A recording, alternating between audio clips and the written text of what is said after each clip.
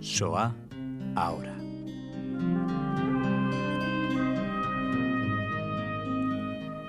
Es un placer recibir en Radio Sefarad a Samuel Bengio. Bienvenido. Samuel, Sam Bengio. Samuel fue presidente de la Comunidad Judía de Madrid y en este caso nos visita y le entrevistamos con motivo de su presidencia, de su puesto al frente de la asociación Yad Vashem España. Sam, ¿qué significa para usted, para ti, tener esta responsabilidad?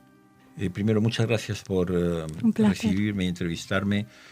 Vamos a ver, es un gran honor poder estar en esta posición y a su vez es una gran responsabilidad. Yo no me di cuenta en un principio de lo que representaba realmente hasta que tuve que entrar una vez más en los detalles de esta tragedia y a su vez también entendí las razones que hacen que un centro como Yad Vashem exista y desempeñe la labor que desempeña y dedique la cantidad de recursos que dedica a esto. Vamos a ver, nosotros como judíos tenemos una obligación de recordar a nuestras víctimas.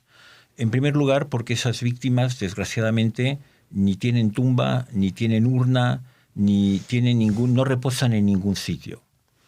Y esto es una tragedia en sí, que no haya nada donde se pueda visitar a toda esa cantidad de gente que desapareció. Por lo tanto, Yad Vashem se ocupa de esto buscando los nombres, celebrando, conmemorando cada año en Yom HaShoah el aniversario de la desaparición de esos nombres, porque se leen todos los nombres que están repertoriados en Yad Vashem, que hoy por hoy solo llegan a 4.800.000. Es muy difícil encontrar todos los nombres. Y por lo tanto, para mí es una gran responsabilidad el participar en esta misión del recuerdo, teniendo en cuenta de que al final nosotros como judíos, si hoy estamos aquí hablando, también se lo debemos a todos aquellos que antes que nosotros pues tuvieron que vivir momentos de tanta tragedia, de tanto dolor, de tanto sufrimiento, fieles al mensaje de que, bueno, estamos en el exilio, nos están ocurriendo cosas terribles, pero llegará un momento de redención, ¿no? Entonces, esa confianza en la redención, esa fe que llegaría un momento en que esto se terminaría, pues lo tuvieron nuestros antepasados, lo tuvieron las víctimas de la Shoah, que se quedaron fieles a su religión, y por lo tanto nosotros, que hoy estamos aquí viendo otra realidad, donde gracias a Dios no ocurren esas tragedias, aunque vemos brotes que son preocupantes, brotes de antisemitismo que son preocupantes, pues les debemos esto, porque es gracias a ellos que nosotros hoy estamos viendo lo que estamos viendo. Claro. Esa es la responsabilidad de asegurar pues ese recuerdo. Hablabas, Samuel, de esos brotes de antisemitismo, de ese peligro que se palpa en muchas sociedades, que sufrimos los judíos en todo el mundo, y así parece que Yad Vashem, si siempre lo ha sido, es ahora más necesario que nunca.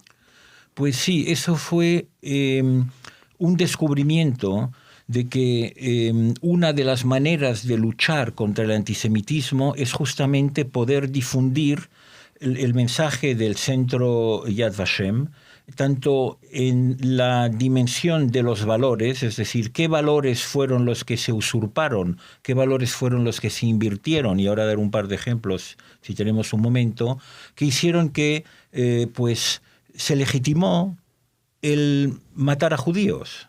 Eso fue lo que ocurrió durante la Shoah. Pero eso ocurrió en medio mundo, y el otro medio mundo se quedó callado de manera inhumana, porque no quiso ver lo que estaba pasando. Por lo tanto, es importante entender cuáles son esos valores que se invirtieron y legitimaron un crimen de esa envergadura, y cómo se cambió la manera de pensar de la gente. Y la otra dimensión muy importante que tiene que estar relacionada con el tema del antisemitismo también es el tema de la reescritura de la historia, donde uno puede hoy considerar de que, bueno, pues sí, pues si los judíos eran prosoviéticos en Bielorrusia, pues era normal que la policía bielorrusa pues fuese a los pueblos y los asesinara. No puede ser así. Esa reescritura es una reescritura antisemita. Como es todo lo que caracteriza a ciudadanos de un país como judíos, ignorando las raíces o la conexión que pueden tener esos ciudadanos con su propio país. Pero por el hecho de que son judíos, pues pertenecen a una categoría distinta, dejan de ser ciudadanos y se les marca de esa manera, que es un acto de tremendo antisemitismo. Pues sí, el mensaje de Yad Vashem hoy es aún más actual debido a ese resurgimiento del antisemitismo. Hay otras razones para ese resurgimiento, pero bueno, no quiero entrar en debatir del antisemitismo y de lo que supone el Islam radical en esto, porque efectivamente el Islam radical es, como dijo el profesor Bauer en una reunión que tuve con él, una mutación del antisemitismo, una mutación moderna del antisemitismo del siglo XX, pero es que en este caso concreto el Islam radical no concierne únicamente a los judíos, concierne a todo lo que no es radical dentro del Islam.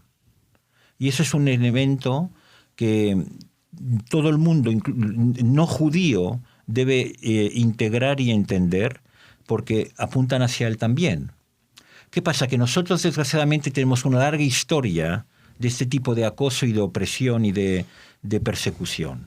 Y somos mucho más sensibles a estos resurgimientos que otras naciones, otros pueblos que no han tenido que pasar por este tipo de sufrimiento. Seguro que nos quiere hablar también de ese antisemitismo disfrazado de anti-israelismo, pero quería preguntarle, Samuel, ¿cómo trabaja Yad Vashem en España en coordinación con el Museo del Holocausto de Jerusalén, con la sede central de Yad Vashem? ¿Pero en qué se manifiesta esta coordinación? ¿En qué trabaja? Bueno, como expliqué, nosotros hemos hecho nuestros los mensajes de Yad Vashem en Jerusalén.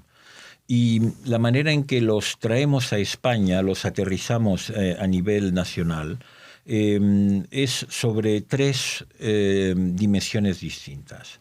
La primera es en tratar de prestar apoyo, si lo solicitan, pero sí creamos una reunión anual, a los educadores que viajaron a Jerusalén para formarse y enseñar la Shoah en el sistema de enseñanza nacional. Esto es un acuerdo al cual se llegó desde la Federación y con la ayuda del Centro Sefarad Israel. Llevan más de 10 años trabajando en esto con tremendo éxito. Hay más de 600 educadores que transitaron por el centro y todos los años el Centro Sefarad Israel con Yad Vashem se ocupan de seleccionar aquellos 30 o 40 educadores que viajan a Jerusalén y se forman. Pues estos educadores están en sus centros, en su contexto, que varía de ciudad en ciudad, de centro en centro, según qué entorno político, social están trabajando, y por lo tanto nosotros una vez al año les reunimos en Madrid para darles no solamente nuevas herramientas que puedan utilizar en sus centros, pero también el apoyo que hay que prestarles para una labor muy difícil, teniendo en cuenta la desconexión que pueda haber. España es un país muy grande y son pocos, y por centros hay uno o dos por pura coincidencia. Apoyamos esa acción cuando nos llaman, si aparecen símbolos nazis o eslogans antisemitas, y nosotros vamos y organizamos charlas para explicar lo que realmente es. Esa es una primera acción. La segunda acción está a nivel de la divulgación de lo que es la Shoah. Eso es muy complejo. Es muy complejo porque esta tragedia es de tal magnitud que evidentemente ha sido recuperada por el cine, ha sido recuperada por el teatro, por la literatura, por los medios, y muchas veces la manera en que trasladan lo que ocurrió desforma la realidad de la tragedia. Sí. Banaliza. No solamente la banaliza, pero la desforma. Y hace bastante tiempo que historiadores especialistas han alertado sobre el riesgo que corre la Shoah de no ser retenida por lo que fue, de ser retenida por lo que no fue. Y entonces ahí hay una misión de explicar exactamente, cuando se habla de un gueto, explicar qué pasó en ese gueto y no transformarlo en un mito, porque hubo una realidad en ese gueto y los habitantes de ese gueto, que la mayoría de ellos acabaron desapareciendo en las cámaras de gas de los campos de exterminio, corrían tremendos riesgos, algunos de ellos, para dejar testimonios que nos llegaron. Y podremos leer diarios escritos día a día de la realidad de esos guetos. Lo mismo ocurrió en los campos. Peligraban sus vidas cuando pintaban algo o dejaban algún rastro, alguna prueba. Entonces, dado que sabemos lo que costó recuperar los detalles de esa catástrofe, no se puede hablar de cualquier manera de esta catástrofe, no se puede representar de cualquier manera esta catástrofe, no se puede frivolizar con los detalles de esa catástrofe. Se ha recogido muchísimo material, existen archivos en Yad Vashem tremendamente completos. Ahora daré un detalle de cómo Yad Vashem trata estas pruebas que recibe regularmente, sí, testimonios también, y por lo tanto puede uno acceder a esa información e informarse antes de hablar de ello. Entonces ese es el tema del testimonio, respetando la precisión del detalle histórico para que no se altere la verdad. Y ligado a ello está la reescritura de la historia. Es decir, hay una tendencia a volver a interpretar. Es decir, en los países del Báltico se está ahora mismo honrando a los policías que participaron con los Einsatzgruppen en la matanza de los judíos en los pueblos de los Bálticos. Eso es una aberración. Eran criminales, igual que los Einsatzgruppen. Entonces, ahora mismo escribir que no, aquellos judíos eran prosoviéticos y iban a facilitar la invasión de su territorio nacional por los soviéticos, eso no es verdad. O el revisionismo polaco, ¿no? Que estamos... Bueno, sí, uno apunta a revisionismo polaco, uno apunta a revisionismo húngaro, a revisionismo de los países del Báltico.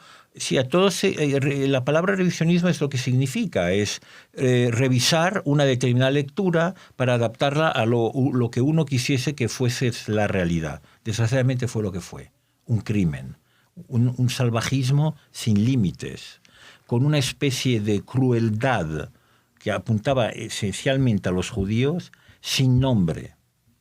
Este 24 de enero se va a conmemorar, se va a celebrar el Foro Mundial del Holocausto. Yad Vashem, por supuesto, está implicado absolutamente en la organización de este evento. Va a contar con la presencia de personalidades que encabeza el presidente Reuven Rivlin, estará Benjamin Netanyahu, estará el rey de España. ¿Cómo se entiende desde Yad Vashem este foro internacional y este encuentro a nivel mundial de los líderes? La iniciativa de organizar el encuentro de líderes mundiales para este foro partió del presidente del Estado de Israel con el Ministerio de Asuntos Exteriores en Yad Vashem. Se invitaron a los gobernantes de muchísimos países, incluyendo a Su Majestad el Rey, La Casa Real me avisó de que el rey viajaría a Jerusalén. Yo también voy a viajar a Jerusalén para ese evento. Yo creo que siendo el 75 aniversario, uno tiene que ver lo que significa en una curva de tiempo. Es decir, que aquel joven o aquel niño que sobrevivió a la Shoah con 15 años en 1945, hoy tiene 90 años. Es decir, que o es un señor o una señora muy mayor, cuyas facultades están disminuyendo, o ha desaparecido. Y para mí, personalmente, lo que marca es eso, es una fecha clave donde uno dice, los que han sido testigos de esta catástrofe, pues ya quedan menos y van a desaparecer. Entonces hay un reto ahí de cómo se coge todo esto y se lanza hacia el futuro de una manera que sea igual de contundente que lo era cuando un testigo superviviente contaba su testimonio. Yo creo que desde ese punto de vista es una acción totalmente válida y legítima que se organice en Yad Vashem, en Jerusalén, justamente por ese punto de inflexión. Es decir, ya son menos y ya nos toca a nosotros imaginar los medios, las maneras de transferir todo este legado a las generaciones futuras cuando estos testigos ya no estén más. Yad Vashem nos anima siempre a elegir, no sé si la palabra es, pero fijarnos en un nombre, en una historia. No sé si usted tiene una en concreto que le hace cada día asumir ese compromiso de presidir Yad Vashem en España. Tengo dos. Uh-huh. Una que un especialista de historia Shoah me contó, y otra que pude recoger de una superviviente que es concretamente la suegra de mi hermano, la señora Sosnovsky. La señora Sosnovsky, empezaré por ella, es una niña que salió del gueto de Lodz en el año 44 hacia Auschwitz, que fue seleccionada en la rampa para dirigirse directamente a las cámaras de gas, porque no tenía la edad para poder trabajar, y su madre no consiguió, era su hermana y su madre. Su madre no consiguió o algo indicar que tenía otra edad, y por lo tanto entró en la cámara de gas, y cuando se iban a cerrar las puertas, las volvieron a abrir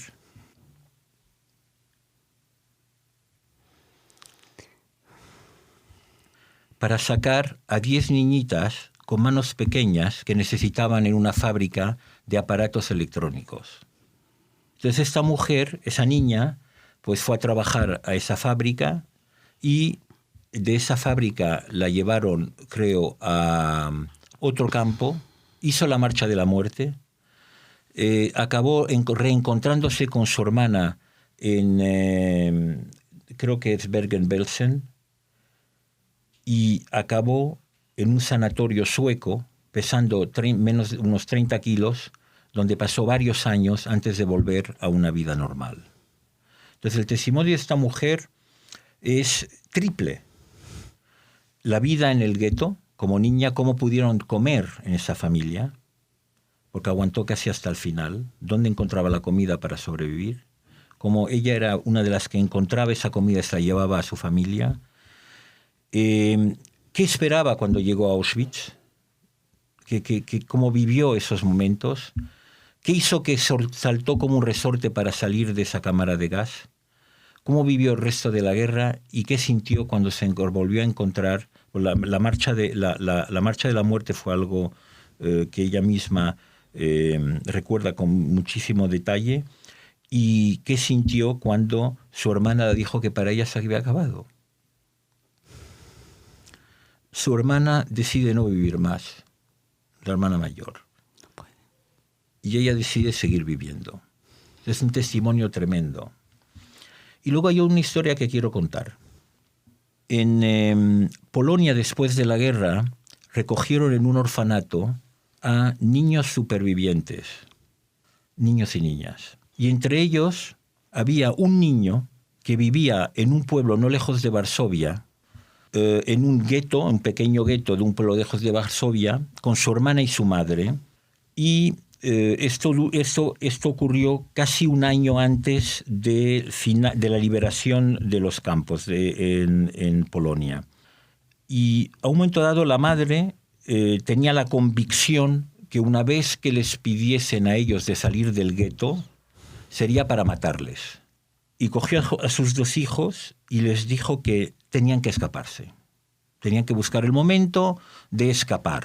No podían escapar del gueto, por lo tanto esperaron el día de la convocatoria, les avisó que el momento había llegado de encontrar un momento para escapar.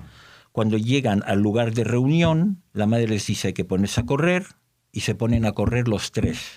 Polonia es un país bastante plano, uno puede ver desde lejos, hay un horizonte bastante lejano, y por lo tanto la policía polaca, cuando les ve salir, pues se pone a perseguirles. Les persiguen y a un momento dado la madre les detiene y les dice: yo me quedo atrás, no veáis nada. Seguir corriendo. La niña se va por un lado, él se va por otro, y la madre no se sabe más de ella. La historia sigue con el niño. El niño llega a una especie de casa de campesino y se refugia en la casucha del perro. Había un perro enorme y se mete ahí para ocultarse. Cuando los policías llegan delante de la casucha, el perro se pone a ladrar, les asusta y se van. Ese niño vivió un año en esa casa, en esa casucha de perro. El perro le protegía. El perro, cuando el campesino traía la comida, le dejaba comer a él antes de comer él. Esto lo cuenta el niño. Y el perro la noche dormía sobre él para darle calor. En Polonia los inviernos son tremendamente fríos. El perro se ponía al lado de él para darle calor. Nunca el campesino le pidió que entrara en la casa. Eso duró un año. Aquí, ¿quién es el héroe? El ¿Quién perro. es el justo? Exactamente. Samuel, le agradecemos muchísimo que haya compartido con nosotros estas 2 historias y todo lo que nos ha comentado. Muchísimas gracias por visitar, por acudir a la llamada de Radio Sefarad, y muchísimas gracias por el trabajo de Yad Vashem en España. Muchas gracias.